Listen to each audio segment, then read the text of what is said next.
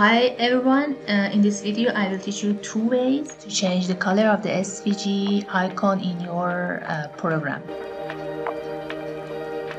As the first way, inside your program, just open the SVG file and change the fill attribute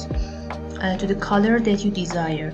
and then save or hot reload in order to make changes to your program.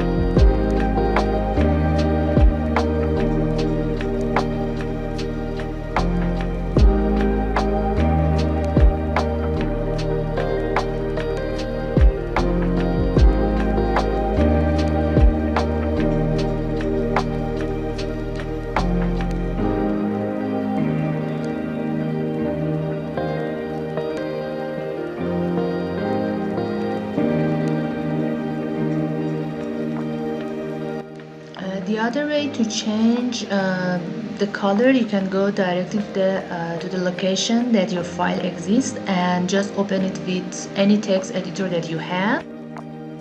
and do the same process as you